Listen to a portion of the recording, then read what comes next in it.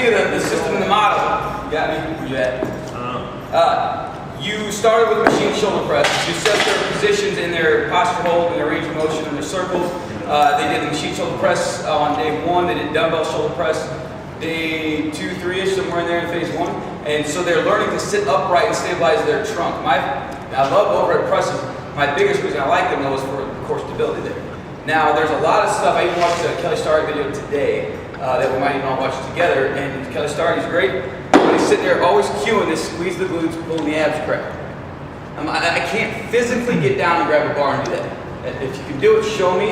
It might be possible. You might be able to squeeze the glutes, or your abs, but your glutes have to open up to get down there. I can't hold a lock and get down there. It's impossible. I don't know. Explain that to me. Likewise in squatting, you can lock out up there, but you can't squat down unless you're going to go on your toes. I just don't get it. Maybe I'm just too tight. I don't know. But on overhead pressing and overhead support, it's great. Squeeze that nice and tight. When you guys start getting heavy on the press, that's why we're going to go heavy on this. Remember the old time Olympic press when they're coming back here? That's when you want to stabilize and support you. That's fine. I'm all good with that. Glutes you can squeeze even too, as long as you're staying plumb line to the spine there. You don't want to hyperextend there. You just keep a nice tight arch back. But I don't want to see 50-year-old people in here doing presses. That's retarded. So nice and tall here. Squat stance on any overhead exercise, whether we do a squat, an overhead squat, a press, push press. I don't care if a 50-year-old lady's doing a push press, if it's well executed and looks right, it's a PVC pipe, whatever, dip and drive, or a push, I can see a push press, so it makes sense for her. I don't know that I could see her doing a really good strict military press all the way to the shoulders. She might well do a push press, I don't know. Don't go ahead and 50-year-old ladies do push presses and power push, don't get the wrong idea. But as you are building this up, they develop the core stability to do that with the seated press. In phase 2, they might get to a standing dumbbell shoulder press. Phase 3 is where they'd see the behind the neck press or the military press. And not everyone's going to be good to go for that, but if they can, you're dealt with a shoulder press from the collarbones and the deltoid, step 1 if you can get that. Number 2 would be from the chin or the eyes. That gets to be ridiculous and it gets very hard to know when is it too heavy and it's doing standing incline press. That should make your skin crawl when you see that. I would almost rather see the behind the neck to 90 degrees, and there's issues there, and if their head's tilted and their shoulders internally rotating there, that's a problem too. So overhead pressing can be awesome, but it can also be terrible, just like squats and deadlifts. So make them earn it, and we're going to talk about just general shoulder flexibility here. If it's not appropriate, it's not appropriate. Dr. Subs can do almost everything phase 3, but he does some light behind neck presses with the barbell every now and then, but mostly we just changed that to seated machine shoulder press. It's not that big of a deal, but there is a very big deficit in our military pressing in the gym, which I'd like to see more of in our clients who can do it. So there should be more military pressing going on. Now, positions, Jimmy, I'm going to use you. My positions are not great, but for example, Nate, if I'm going to teach the lady how to do it, and I'm sitting there showing her like this, that's not going to send the right message. I need to get the bar and the flexibility developed to where I can get it on my shoulders. I can get it there with some weight, but that's not a good way to set the tone. So face this way. Grip will be, ironically, more of a narrower grip on the military press will work. Just right outside the shoulder. You don't want the hand between the bar and the shoulders. It's a common fault there. So rack the bar like you're doing a front squat. You get on the collarbones and the front of the deltoid. Collarbones and front of the deltoid. You want to establish a rack. 15 reps you can get away with touching the collarbone and up. When it gets heavy, you need to have a platform. Walk forward. Don't stand like a duck. So he's tight. So the knees are slightly flexed, unlocked, but firm. This is firm, this is firm. You don't want to lock out the knees. So he's in a squat stance, bring your feet together close. He's not in a jumping stance or not in a stance like that. He's in a squared off, jumping to squatting stance. So wider. Okay, so knees slightly locked, firm. Nice posture position there. And he's creating a platform and a rack here. Who thinks they can't do this? Just out of curiosity. Really? So you guys can all get the rack position on this? Raise your hand if you can. I'm serious. I want to see who we can get to do this. There's no issue. Okay, so he's elevating the shoulders here and creating a platform right there. Now, collarbones are definitely going to be in contact with the bar. Once that's there, we got a decent press position. Thumbs around the bar. And then this is the big thing. So once he's set here, you got someone who can press. That's your first assessment. Can they even get to that position? Now, with the neck, this is going to be the big deal. Now, if he's trying to press up now, he's obviously going to hit his face and he's tucking the chin back there. He's going to inhale. Then exhale, press straight up. Then he's going to finish through with the head. He's not going to finish with the head back, looking up at the bar. Back like that. That would be ridiculous and stupid. So you don't want to finish there. Now, some people can kind of cock back a tad, but you want to get to where you're over the ears. You're not going to stay back there, basically. So as you come down, you're reversing that motion, and the head's going to slightly come back. The bar's in a straightish path, but really up and back. Then say reverse the direction on the way up. So nice and tight in the middle, exhale, press overhead, lock it out, 1, and all the way down. And again, 2, and all the way down. So it was a miracle a couple weeks ago. I got the whole boot camp to do a military press effective. I didn't think they would ever have the flexibility to do it. Here was the cue that worked. My biggest fear was the rack. They've been doing front squats. We got some old ladies in here and stuff. They actually pulled it off. So they don't have the flexibility. Here's what we did. We drew a rope up, so elbows up, stretch, elbows down, press overhead, hold, lock it out, 1/1000, all the way down, and hold at the bottom for 1/1000. So that's the whole rep. Press all the way back up, 2, and so on. So they're getting the lockout, they're not doing the short, choppy reps, and they're establishing the rack. So at first, 15 reps may not make sense if you run into that rep scheme. So maybe 10 reps of a 1/1000 or a pause and a pause at the top. So you're not getting these short, choppy reps that look silly, or from the backside bodybuilder kind of pump and go kind of thing. So my main goal here, of course, though, is to establish that rack. So if you're coming in, the first set's going to look like this. We're going to drive you up, down, press, down. You might stretch it again, another stretch, down, press, 2, and down. Stretch, down, press, and so on. If that's really a problem, try to establish more of a rack position there. That's where you can't do that. So if you can't do it like Brendan, so here's what I would do, Brendan, if I really wanted to develop that bad. Brendan, do one real quick. Just get the rack like I was with that pipe there and see what you get. So right. That's better than expectation. But here's what this is. Number 1 goes. So we drive up and hold. This is a 10 to 30 second stretch typically. And he's going to see, are his hips leaning forward towards me? If they are, kill his hips back. Just to get a solid stance there. And fun, right? 10, 9, 8, 7, 6, 5, 4, 3, 2, 1. Try to go there for a second. Get your fingers around it all. You get a little relaxed, but it sucks. Let it relax and see if we can get any kind of range there to get the range just to get seen on the bar. Yeah. Now see if at the very minimum, if you can at least start to get into the collarbone. The shoulders may not get there just yet. Yeah, flip the chin back. See if you get your hands on there. Now let's see 1 press. Down. Pause for a second at the chest. 1. And I'll press all the way up. Pause. Good. All the way to the chest and pause. Pause. And all the way up. Good. We could hit a set of 10, and even if I don't load up the weight, I can do 3 to 5 sets of 10, whatever. We're establishing an overhead press. I would be cool with that for a while to work into the program. That to me would be more fun than doing all kinds of machine shoulder press. That's progress, believe it or not. I mean, it sucks like hell. I understand, look, man, I'm not there either. You know, I can finally barely get there, but it takes some weight and resistance for me to get in the right position to press. But I can get enough meat on there with the hand and the collarbone to actually get the weight. If I throw 135 on there or something, I can get the position. So does that make sense? The questions there. So the grip, typically if you go too wide, if you stretch out that shoulder quite a bit, you may or may not be stronger, but I have to press from there. I can get a better rack position there. I press just as strong here. That doesn't always work out with a close grip bench and a barbell bench. So play with your grip position there. Just go right outside the shoulders, more of a neutral grip first. Do a quick warm-up set with the bar piping each other first. If you're teaching a client, you may want to start with the piping first, but then first with each one of you, just do 5 to 10 reps of the bar. Just to warm up. Mount each other off. Sorry, real quick. Sorry, last thing. So if Jimmy's spotting me, he's going to help me unwrap the bar and get set up. If I'm going to do a full rep from chest to overhead, I'm going to press from the start and down. So Jimmy's just spotting me from behind. But if I'm doing the modified version to chin or forehead, Jimmy's going to pop it up. I'm kind of press. So ready, 3, 2, 1. Pop it up. Okay, now you're spotting from there down to the chin and up. Down to the chin and up. And on the last rep, it's going to help me absorb it. Down slow, soft knees, absorb, walking in. So the eyes are kind of set. I would try to at least keep the chin up. You should do it. So your goal is to stay tall and tight, not bending at the hips. Go ahead and hit a quick warm-up set there. Actually, go ahead and work up to the 3 rep max real quick. It shouldn't take long. Go ahead. Ready, set, go. Military press rep max with your partner. Matt can do it, you can do it. So try to get your whole hand there, squeeze tight in. You know your warm-up sets. Part of your flexibility, stretch out. Just grip tight and warm-up.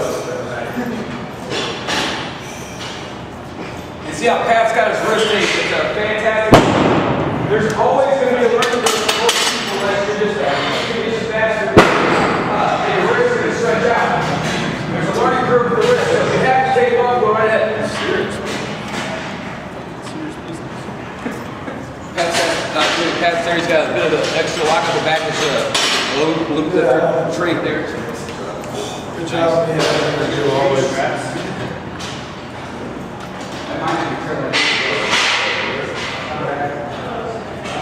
Alright, quick through it, Max, but once you're close, I want to watch you so you can watch your compensation in the stance.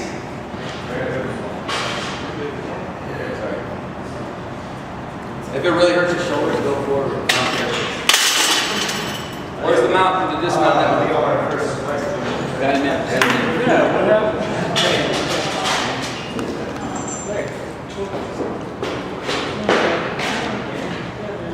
So, it's a shoulder exercise, of course, it's a exercise, but it's a force ability. That's my number one goal.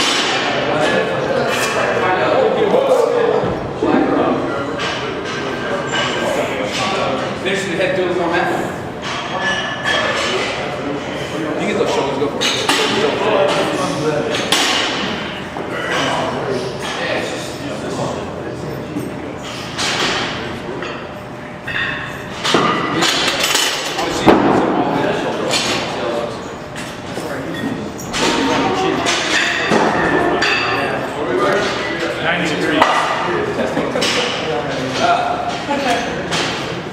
Cue your partner, something's off. If your head's not finished with your fix it. So chin is tucked back, you finish over here, comes back, and get back to your right position. Set him up, big trainer.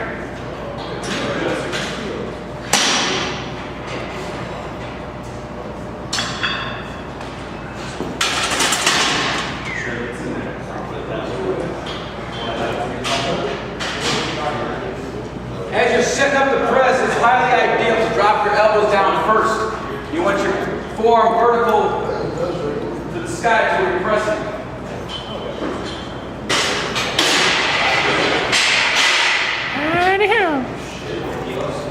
What's wrong? 3 minutes, hurry. Not bad.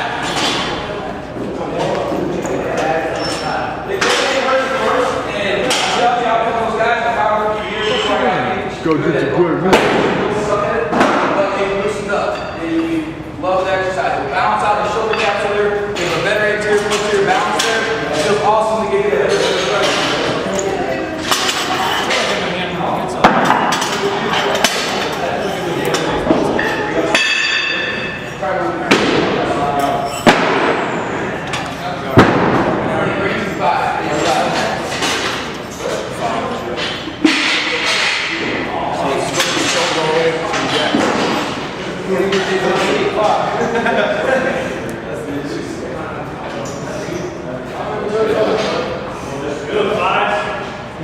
Threes.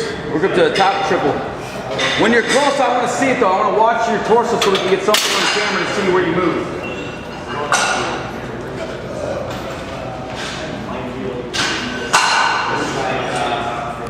Ryan's got a real good rack position here. Check this. Watch your shoulders. Okay.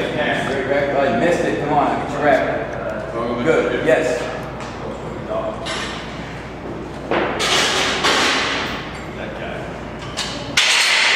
So, remind me to talk about touch and go versus re-racking and head push.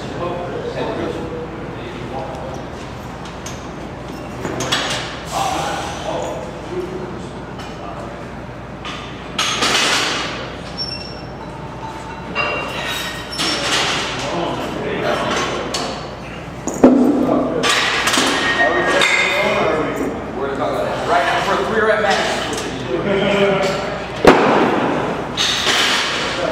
Depends on the client. Yes. Now, remember we're talking about today kind of like Like I said, what's your eye? that last rep, you need a reset. I would want them to develop this to pause.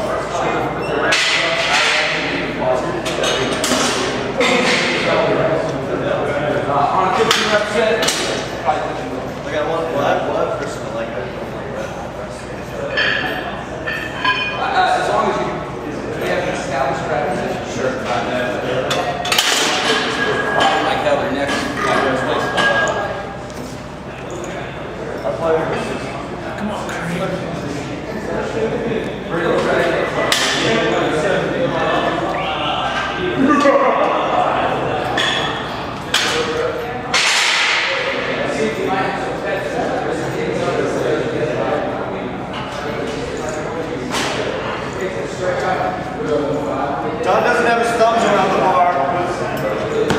I never do. If I have to,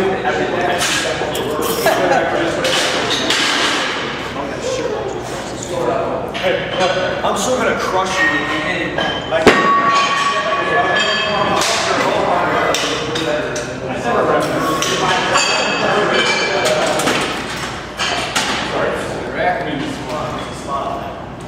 So find a relative 3 rep max to where you have to break down a little bit. There's the Britain's rack. You get there. So you can press. Put your chin back.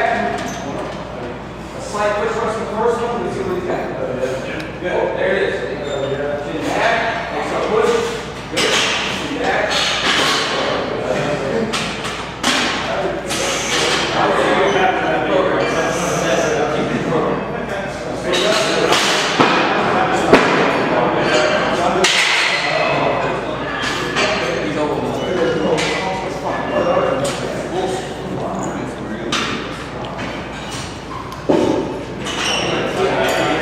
There's a good non-touch and go re-rack each time. The moral of the story is going to be, if they don't have the rack, develop a good rack. So making them rack each rep. Touch and go maybe for the higher rep sets if someone with a good rack. But if you're maxing out on the heavy sets and you have clean positions, a touch and go is not a big problem. So you hit the collarbones and shoulders and right back up. So inhale down, touch and right up. Yeah. Let's watch what happens here. Mitchell, see. I'd like to see your career at max.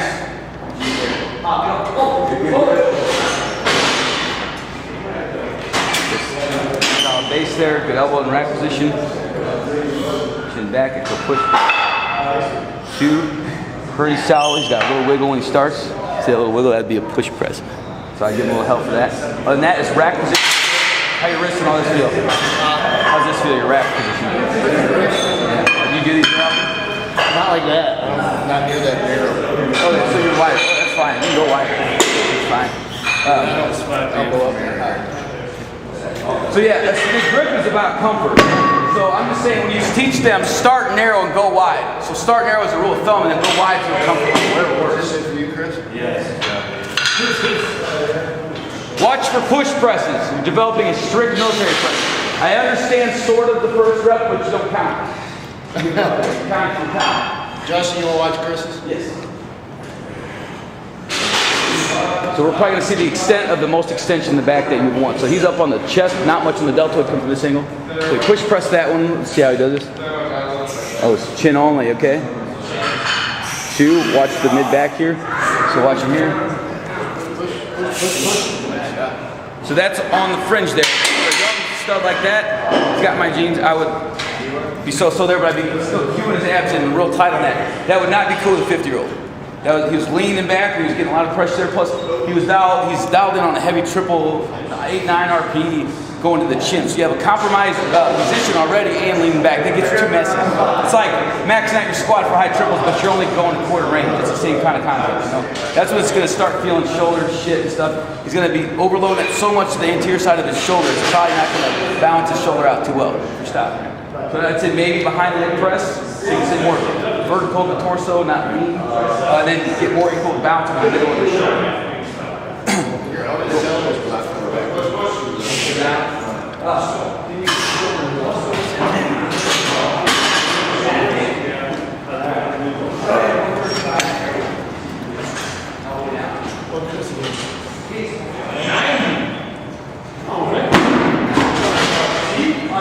See how he's resetting? He's actually stronger that way, it looks like, because he can get a big breath of air and time it out perfectly off his chest. Are you stronger at resetting than touching going? Are you stronger than resetting than if you were touching going? You're stronger than touching going. Okay. It looked like you might have used that strategy. I mean, it works, but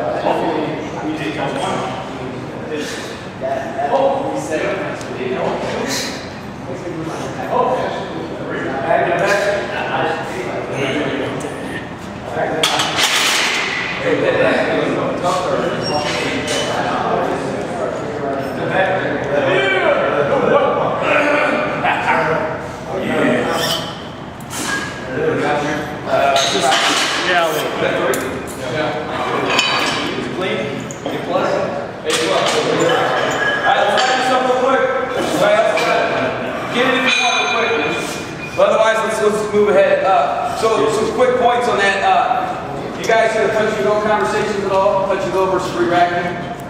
So it'd be nice to develop, so we were just talking most of that time about the whole rack position. That's why most people can't do a good military press, because the rack sucks and they're like this. Rick Speakerman probably sucks at a military press, basically. So, and Dr. Sucks going to do it, he doesn't have the shoulder stability to do it. So, again, it's a phase 3, but it's not for everyone. That's why we're 6 years in the business, we're finally having this freaking meeting. It's not that big of a deal. So, the touch and go versus the re-rack. The touch and go meaning you have a good rack position and you're a ninja, you don't have any shoulder problems. So Jimmy was a good example. He can touch and go all day long, and I would trust him with that. And he's not going to compensate. I can quickly cue him up. If they're trying to establish a rack position, like I was showing you, the stretch down, up, hold, take your time, put them to the positions so the shoulders can get loose versus heavy weight and beat you up and sacrificing some sort of injury there. So that the speed with the weight with uncontrolled position, shoulder injury, too delicate. So make them do the reset there. If it's a 15 rep set, touch and go is not a big deal. You know, don't kill their shoulder under that much time under tension. So as long as they can get the collarbone, though, and they're not compensating, they started at collarbone, but now they're just going chin, no, that shit don't count. So then secondly, going from here, making sure when you start your press that your elbows are tucked down. It's going to give you more of a comfortable position to press. Lastly, what else was it? Head position, elbow position, touch and go. All right, cool. Any questions on press? Any problems? Questions? All right, next we need push press. So let's push this just a little bit, because I'm sure a lot of you guys haven't had a chance to do a lot.